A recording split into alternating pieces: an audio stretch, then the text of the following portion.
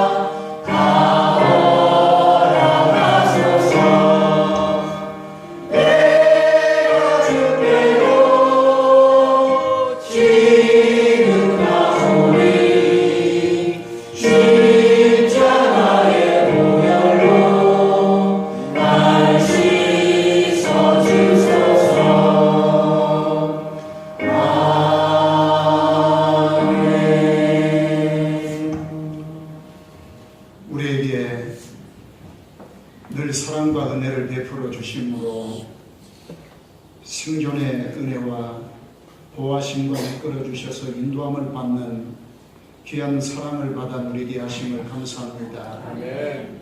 오늘 주의 날에 거룩한 공예로 하여금 하나님께 영광이 되게 하시고 우리의 심령에 큰 은혜가 임하는 하늘문이 열리는 귀한 시간 되기를 소망합니다. 아멘. 주님이 주인 되셔서 친히 말씀하여 주시고 예수 그리스도의 권세의 이름에 합당한 능력이 나타나게 하옵소서. 아멘. 종을 주장하사 복음의 나팔로 사용하여 주시옵시고 아멘. 간절히 사모하오니 10년 gat에 임하는 생명의 만나가 되게 하여 주시옵소서. 아멘. 주님께 모든 영광을 돌리옵고 예수님 이름으로 기도드리옵나이다. 아멘.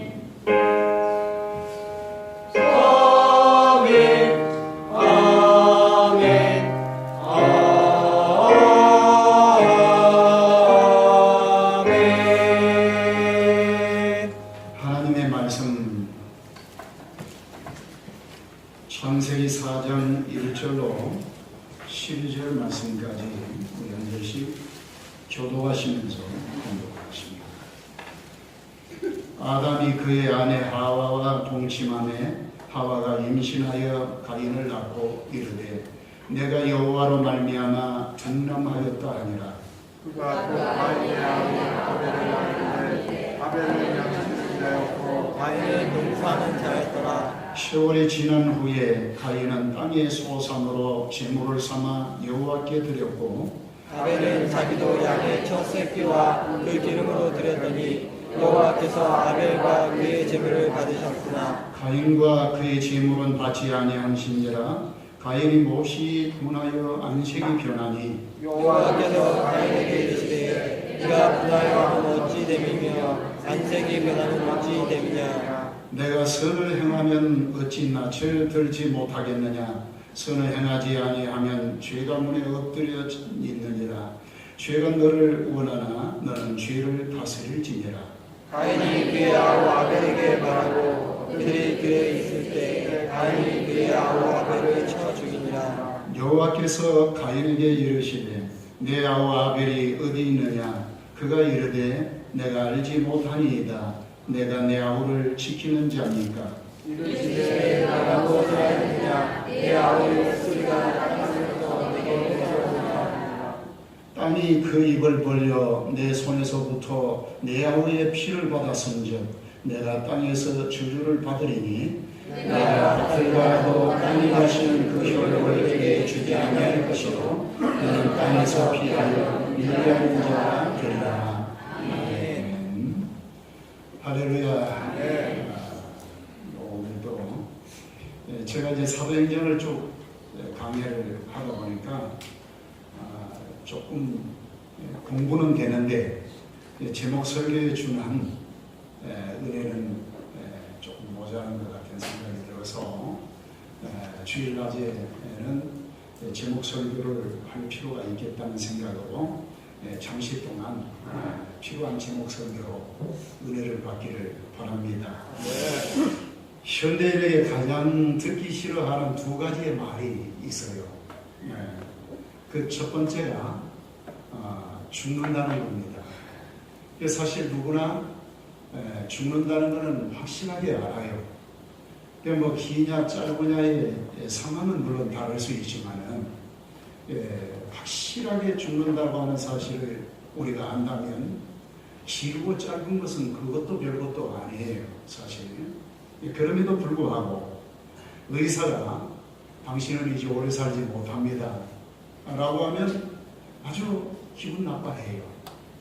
그리고 두 번째는 죄인데 물론 혼자 있을 때는 나는 참 죄가 많구나, 이것도 잘못했고 저것도 잘못이고 그러고서 회개할 마음도 있는데 누군가가 나에게 당신은 이 모든 것이 잘못됐고 당신은 이 원인이 당신에게 있다 이러면서 책망을 받으면 그건 또 싫어해요. 여러분, 우리는 현대인이 싫어하는, 오늘 이 시간 가장 싫어하는 두 가지의 이 얘기를 한번 깊이 나누면서 하나님께서 여러분에게 주시는 은혜의 시간이 되시기를 바랍니다. 우리가 역사적으로 계시적으로 볼 때에 원천적이고 본래적인 사건은 역시 에덴 동산에 있었던 사건이에요. 성경에 기록되었던 에덴 동산의 사건은 도대체 어떤 메시지를 주제로 하고 있습니까? 그 초점은 에덴 동산의 아름다움이랄지 파라다이스 어떤 낙원에 대한 아름다움을 말하는 것이 아니라 오히려 타락하고 범죄하고 그러고서 불행의 요인을 증가시켰던 이 에덴 동산의 사건이 이 주제의 초점이에요. 우리가 성경에서 보면 첫 번째 인간의 사건 중에 아담과 하와가 하나님의 명령을 무시한 채 결국 불순종하여 죄가 들어오게 되고 신라번의 불행한 상황을 맞게 돼요. 두 번째는 가인이 아벨을 죽이는 장면이 나옵니다. 이 성경이 증가하는 내용이 인간이 에덴으로부터 쫓겨난 후에 일어나는 사건. 에덴 동편에서 맨 처음 일어난 사건이 살인사건이었어요. 참으로 수치스럽고 의의 없는 일이에요. 이것이 바로 인간 역사의 시작이에요. 형이 아우를 죽였다. 하나밖에 없는 동생을 죽였어요. 매우 중요한 의미가 있는데 죄를 범한 결과가 어떠한지를 보여줍니다. 선악을 알게 하는 나무의 열매를 먹지 마라. 먹는 날에는 정령 죽으리라.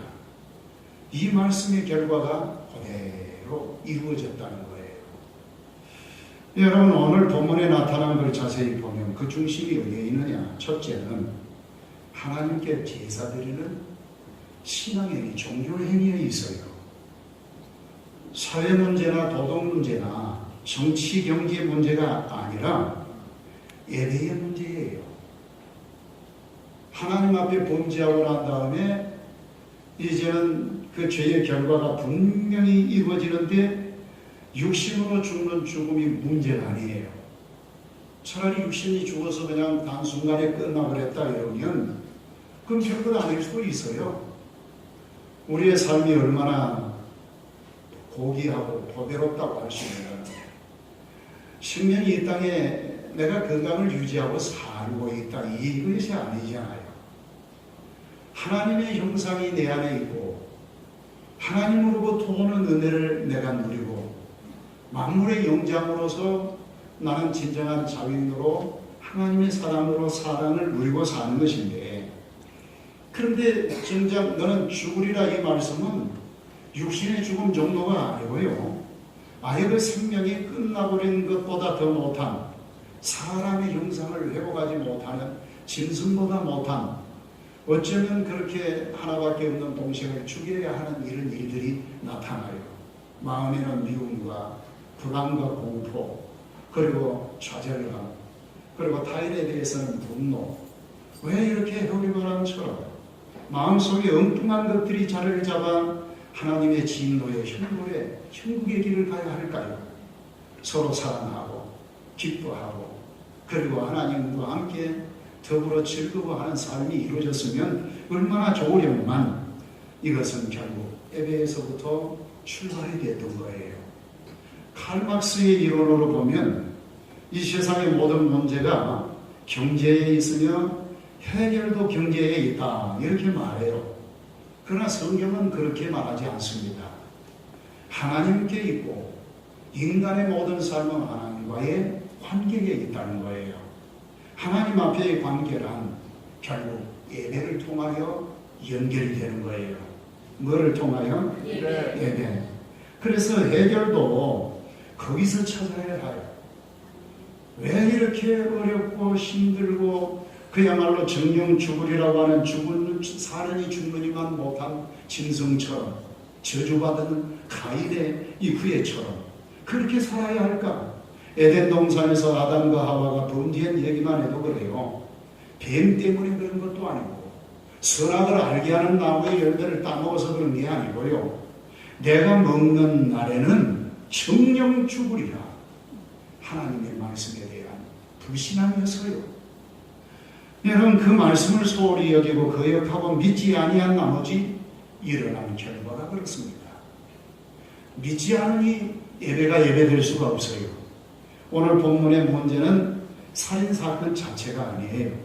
살인 이전에 하나님께 드린 예배 문제란 말이에요. 무슨 문제예요? 예배 문제예요. 그 예배가 하나님 앞에 상달이 되지 않았다는 거예요. 인간의 문제는 여기서부터 출발이 돼요. 가인이 이제 보십시오. 고통과 갈등과 불안과 분밀이 이루어집니다. 왜요? 예배를 뺏겼어요. 예배를 드려야 하는 예배가 제대로 되지 않았어요. 예배가 제대로 안 되니 하나님과의 관계가 끊어지고 하나님과 멀어지고 나니 그 마음속에 불안과 공포와 이제는 갈등 그리고 번민이 일어납니다. 상대에 대해서는 미움이 폭풍처럼 일어납니다. 질투가 일어납니다. 이 마음은 천국이라 할 수 없어요. 예배를 잃어버린 결과는 수많은 사람들이 예배에 실패하고 난 다음에 그 인생이 죽고 싶도록 마음에 밉다. 사랑해야 할 사람과 함께 살면서도 사랑은 고사하고 왜 자꾸 미움이 오느냐? 이론은 그게 아닌데, 이게 인생을 내가 추구하는 바는 아닌데 왜 자꾸 엉뚱한 데로 가느냐? 원인은 예배에서야. 원인을 찾으면 예배부터 해결해야 돼요. 믿어지시면 아멘. 괴로움의 원인은 하나님과의 관계로 말미암는다. 하나님과의 관계 회복은 예배로 시작이 되는 거예요. 하나님은 진노하시는 하나님, 언제 죄를 범하면 진노하시는 하나님. 내 마음이 평안할 수가 없어요.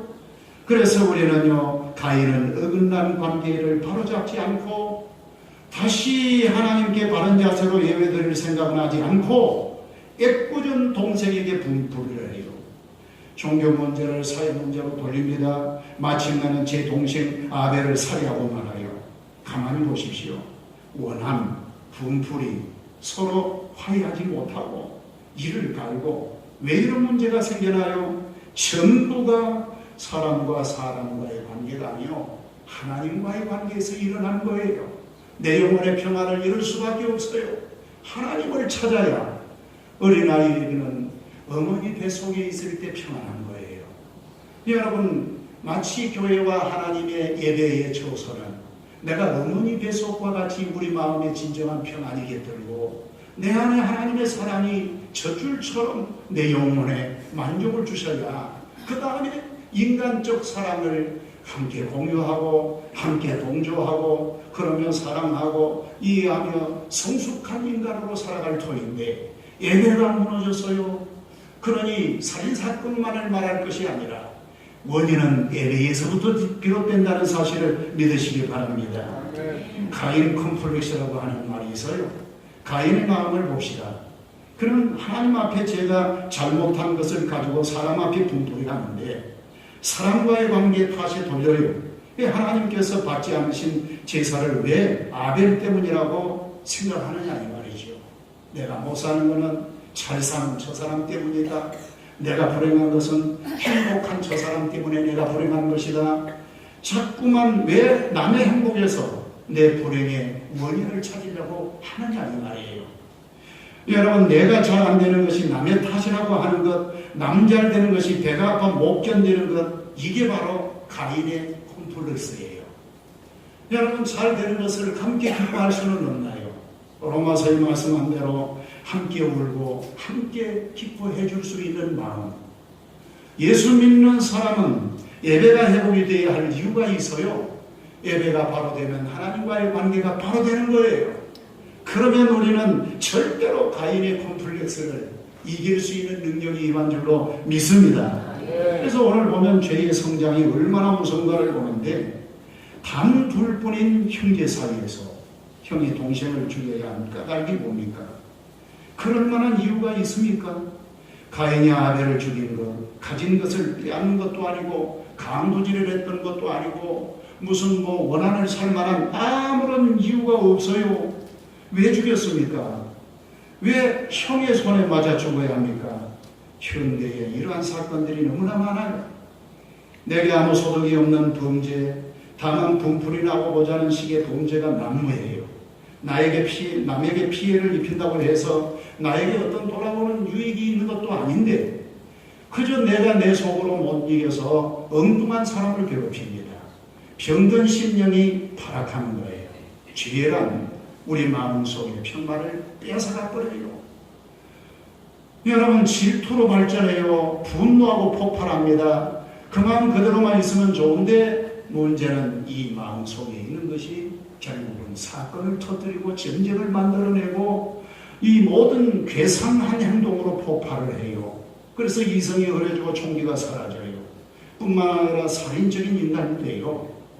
살인이라고 하는 것은 반드시 사람을 죽이는 것만 살인이라고 하지 않아요. 성경에서는요, 죽음의 원인을 제공하는 것, 미워하는 것도 살인죄라는 말이에요. 기를 죽이는 것, 목숨을 빼앗는 것이라고 해요. 핀잔과 못된 말로 남의 아픈 상처를 건드려서 기를 죽여버리는데 결국 그것으로 그를 죽이는 셈이에요.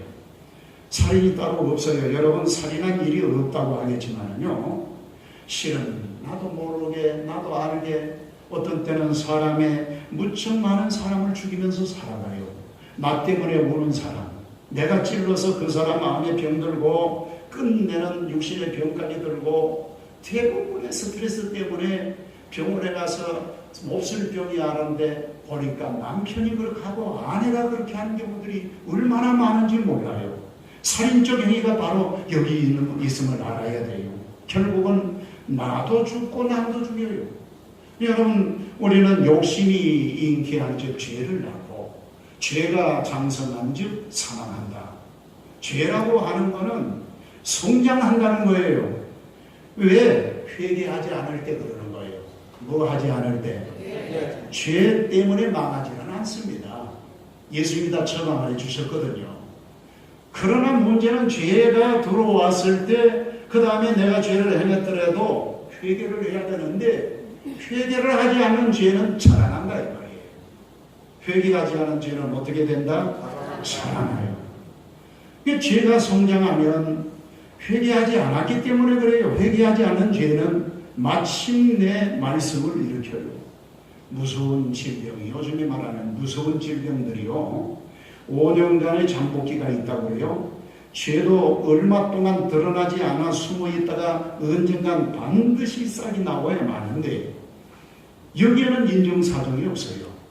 일단 싹이 나면 걷잡을 수가 없어요. 내가 스스로 조정할 수가 없다는 거예요.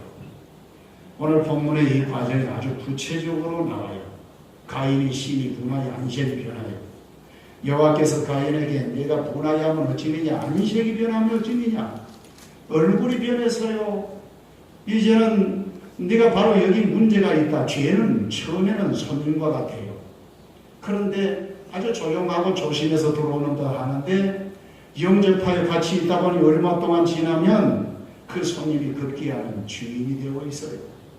이미 내가 자유를 그에게 주고 있어요. 내 자유가 없어졌어요. 왜? 그 주인 때문에. 그 주인이 하자는 대로 해요. 회개해야 할 걸 회개하지 않고 내 안에 싹을 틔워버린 이 죄는 끝까지 주인 노릇하려고 합니다. 나는 자유가 없어요. 교회 가려고 해도 오늘 못 가게 하면 못 갑니다.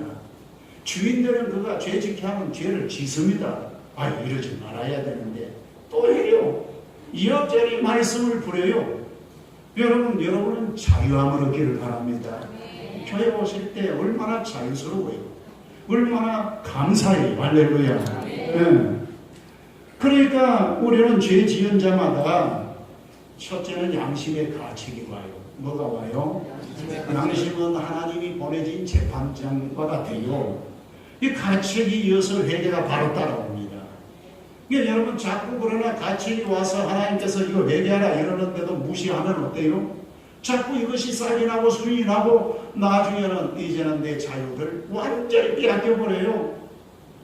왜 자유롭게 신앙생활을 못해요? 왜 자유롭게 하나님 앞에 할 일을 못해요? 자꾸만 이제는 얽어매였어요. 그러면 회개하려고 해도 마음의 회개를 못해요. 왜? 자유를 잃어서요. 회개 못하게 하는 것은 마귀와 악마의 역사예요.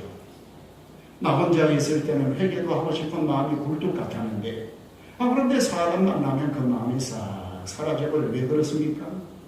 이미 악마의 시험에 빠져들기 시작해요. 회개하기 위해서 회개는 믿음이 필요하고요. 회개는 결단이 필요하고요. 회개는 진실이 필요한 거예요. 그런데 사단이 이걸 가로막아요. 죄인이 어디 너뿐이냐? 죄 지은 것이 네 탓이냐? 사회 탓이지 누구 탓이지 하면서 핑계를 정당화하고 회개를 못하게 만들어요. 마침내 가인처럼 점점 분하고 안색이 변하고 사고를 내게 돼 있어요. 하나님과 화평하지 못하는데 어디 가서 편안하겠어요? 무슨 일을 줘도 얼마나 큰 복을 받아 누리는데도 감사를 잃어버려요. 인간관계에서도 불평과 원망, 잘되면 시기 질투, 내가 못되면 낙심하고 남 미워하고 왜 가시도친 이런 마음에 무슨 행복, 일평생 언젠가는 없어요. 지금이 그런 상태인데 회개하고 돌이켜야 초막이나 궁궐이나 예수 모신 곳이 그것이 천국이요. 할렐루야. 죄를 다스리라. 따라합시다. 죄를 다스리라. 한계를 넘어서면 다스리지 못해요. 절대로 술 마시는 사람들이 하는 소리가요, 처음에는 술을 마시고, 사람이 술을 마시고 그 다음에 술을 마시다가 나중에는 술이 사람을 마신다 이래요. 한두 잔 마시는 거야. 그것이 무슨 구속력이 있고 그것이 나에게 무슨 능력이 있어요? 얼마든지 내가 마시다면 마시고 안 마시다면 안 마시고, 이건 내 자유야. 그런데 이거를 한두 잔에 끝나는 게 아니고 자꾸 또 한두 잔, 또 한두 잔, 또 한 잔 이러다 보니까 이게 어느 사이에 내 자유를 다 빼앗았어요. 그리고 어느 사이에 내 모든 것들을 이제는 주관을 해요, 술이. 여러분, 어떤 사람이 미국에서 여행 중에 버스를 탔어요. 근데 아주 신사한 사람이 옆에 타는데 술 냄새가 고약해요. 5분간에 한 번씩 술을 마시고 이제 차를 타고 가요. 어디를 가느냐 서로 동성명을 묻고 대화를 나누는 중에 자기는 딸을 만나러 간다는 거예요. 딸하고 같이 살지 않습니까? 그랬더니 내 마누라가 술 중독된 나의 이유 때문에 나와 헤어지면서 조건이 한 달에 한 번씩 내 딸의 얼굴을 보여주는 걸로, 귀여운 내 딸을 나는 차마 헤어질 수가 없었는데 한 달에 한 번 그 어린 내 딸을 얼굴을 보는 것으로 내가 지금 낙을 삼습니다. 이러면서 딸 보러 가는 과정에서도 여전히 술을 마시고 가는 거예요. 여러분, 죄가 그렇습니다. 처음에는 내 마음대로 다스릴 수 있어요. 하나님이 이거는 하나님이 하라고 하셨다 하는 거예요.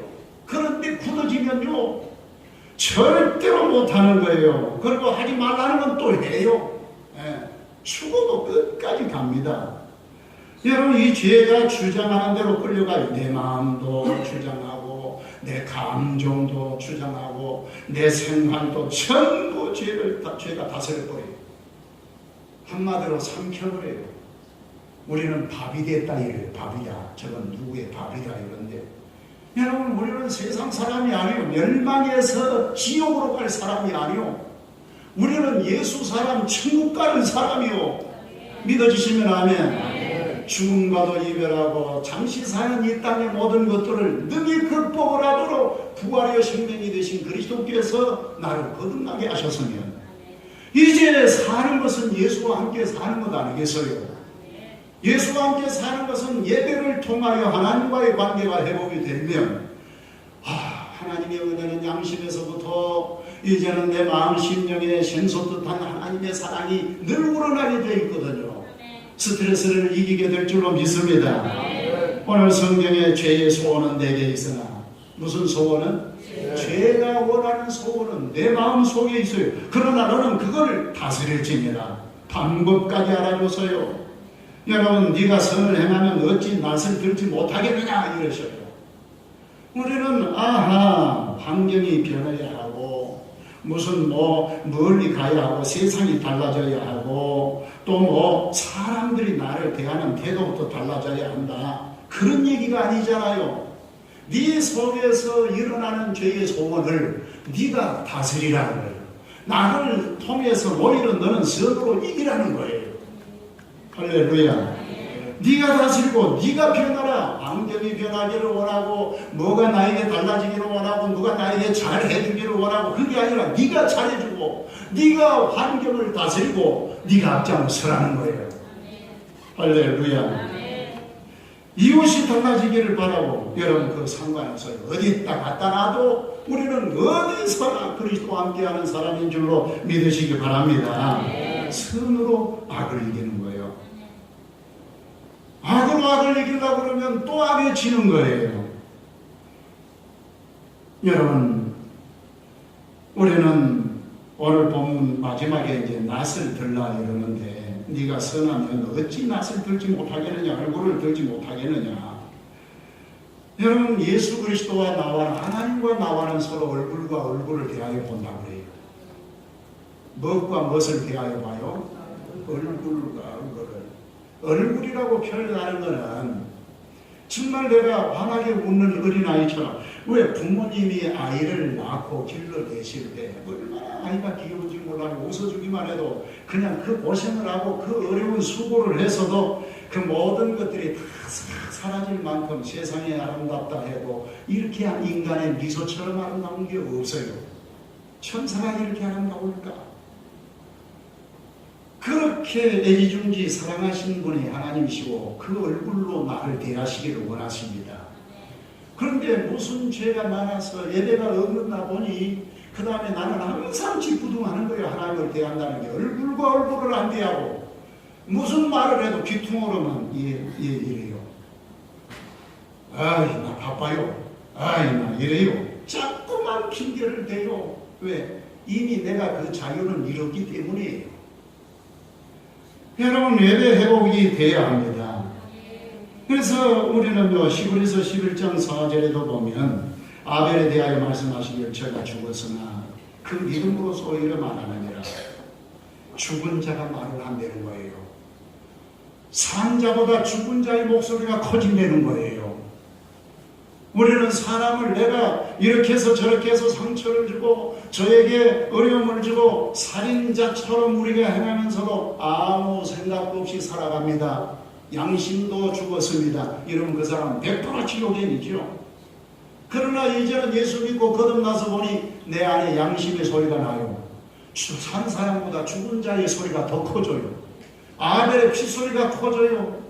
회개를 언젠간 못하다가 이제는 회개의 기회가 오는데 아벨의 피소리가 하나님이여 나는 살인자요.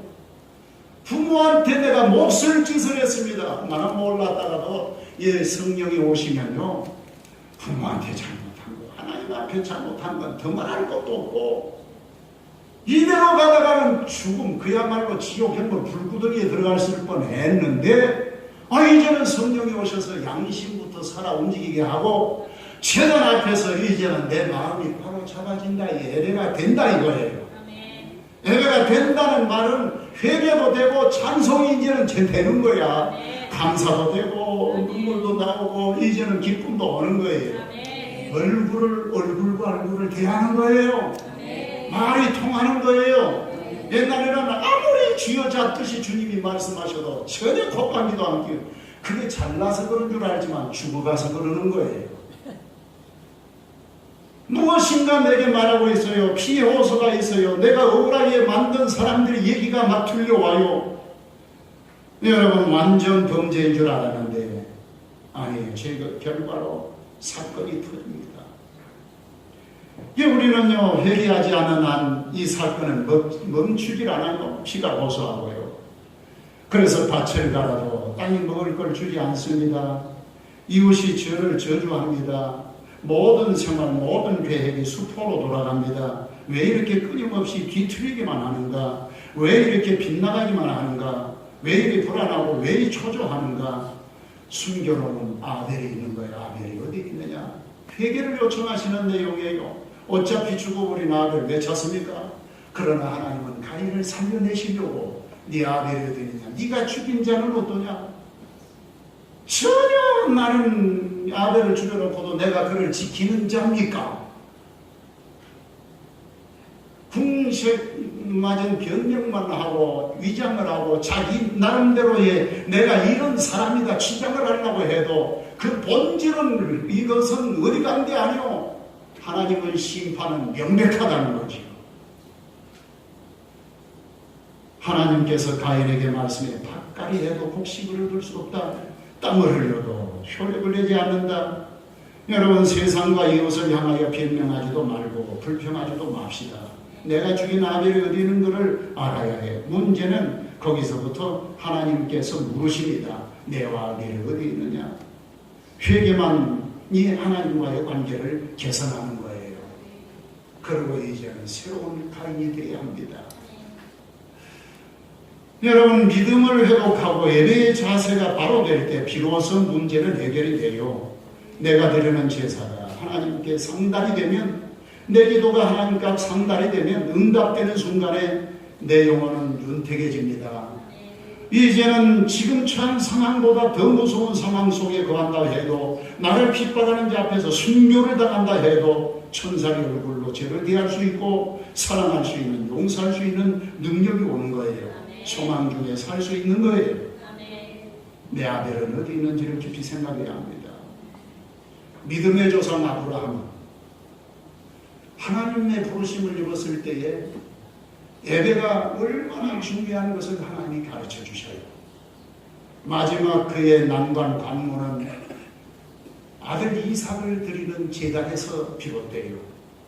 그럼에도 그는 굴복하지 않고 하나님 앞에 끝까지 제단에 예배를 최선을 다해 목숨을 드리는 거예요.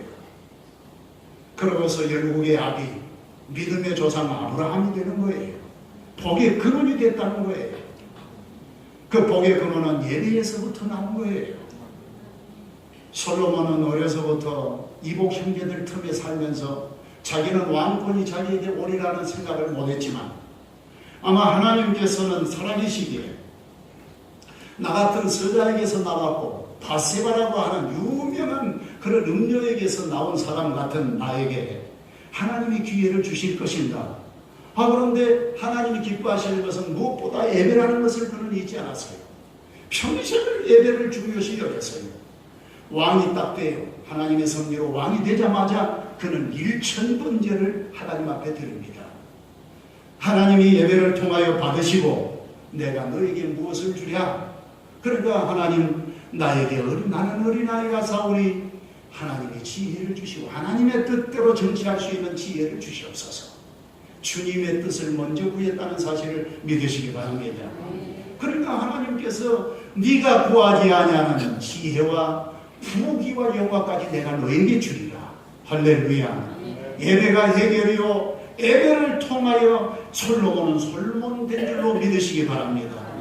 예수님 또한 하나님은 영이시니 예배하는 자를 하나님이 찾으시느니라. 아멘입니까? 진짜 예배하는 자를 찾아요.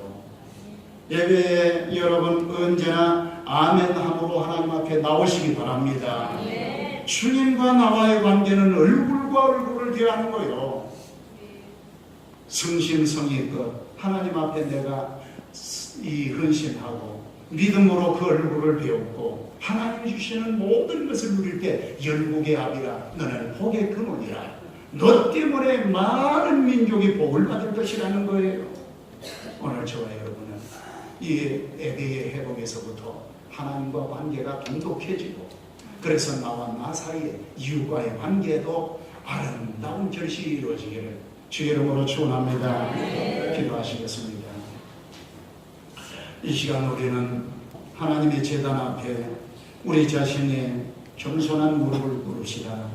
그리고 주여, 내가 회개를 못하도록 방해하는 것들이 내 심령을 굳어지게 교만하게 만들었고 하나님과의 관계가 어긋나서 심령의 평안보다는 많은 굴절이 있었습니다.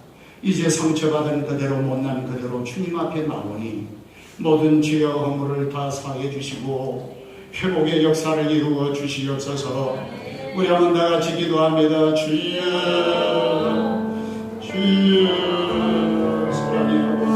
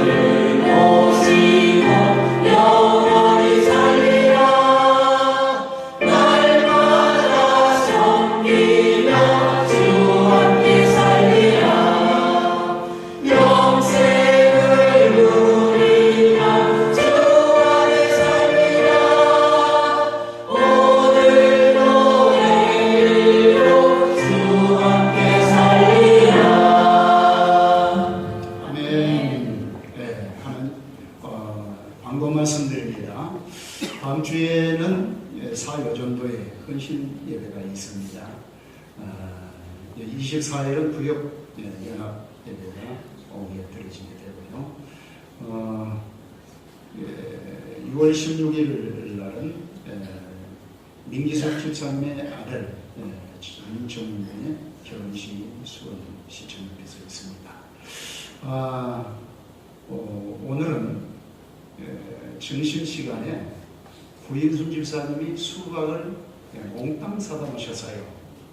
예배 드리면서 여러분 또 시원한 수박 잡수시라고 사오셨는데 감사 박수 한번 합시다. 어제 토요일 날 또 뭐 청소들 열심히 하시고 또 수박도 사오시고 아주 그리스도의 사랑으로 하나님의 오늘 예배도 기뻐 받으실 줄로 믿습니다. 저는 조금 목소리는 약간 더 나아진 것도 같은데 몸무게는 일주일에 3kg씩 딱 빠네요. 지금 이제 다음 주까지만 빠고 그만 빠졌으면 좋겠다. 이게 지금 하도 빠져버리니까 자꾸 허리 때도 추고 옷도 이제 바지가 맞는 거 없고 이러는데 하나님 조금 내가 날씬하겠습니다 이랬더니 하나님이 빼주시니까 삽시간에 빠져버리네. 하여튼 여름철에 건강하시고 즐겁게 행하십시다. 할렐루야. 자, 우리 하나님 앞에 드려진 예물을 위해서 기도하겠습니다. 사랑의 아버지, 오늘도 주신 말씀으로 예배 안에 살고 태어남이 예배로 태어났고 우리가 주님 나라 갈 때도 예배 가운데 갈 줄로 믿습니다. 삶이 예배요, 우리의 모든 것들이 어머니 뱃속과 같이 예배의 초소는 이처럼 가장 안전하고 가장 하나님께서 주시는 귀한 복된 자리가 아닐 수가 없습니다. 야곱이가 인생길에 돌재단을 쌓았던 돌베개를 베고 잠을 잤던 노숙하였던 그 자리가 베델이 되었던 것처럼 우리의 인생 삶의 여정에서 예배의 초소가 있다는 것이 얼마나 복되고 감사한 일인지요. 그리스도의 사랑을 나누는 신령한 공동체요, 힘을 얻고 얻는 생명의 참으로 베들레헴의 떡집이 되게 하시고 아버지 하나님과 소통하는 귀한 기쁨의 장소가 되게 하시오니 영광을 홀로 받으시옵소서. 항상 이 예배의 처소에서 우리는 우리 자신을 내려놓고 회개하며 정결함을 얻게 하여 주옵시고 주님과 함께 더불어 승리의 삶으로 이어가는 저희들 되게 하옵소서. 감사하여 예물을 드립니다. 손길마다 복되게 하옵시고 저들의 가정과 삶의 터전에도 항상 풍성한 은혜가 임하게 하옵소서. 직장과 사업장에 복을 주시고 항상 하나님께서 눈동자같이 보호하여 주시옵소서. 아버지 하나님, 식당에서 헌신하며 차량으로 수고하고 안내보며 또 청소하며 그리고 전도하며 그리고 사무실에서 수고하며 모든 이 방송실과 찬양대원과 안내보는 모든 수고에 하나님께서 영광을 받으시기를 원합니다. 아버지 하나님께서 친히 복 주시고 은혜로 풍성케 하여 주심을 감사하고 예수님 이름으로 축복하며 기도드리옵나이다. 할렐루야. 감사 박수 한번 하십시오. 우리 사랑과 인사합니다. 주의 사랑으로 사랑합니다. 자, 우리 다 같이 일어나셔서 635장 찬송하시겠습니다.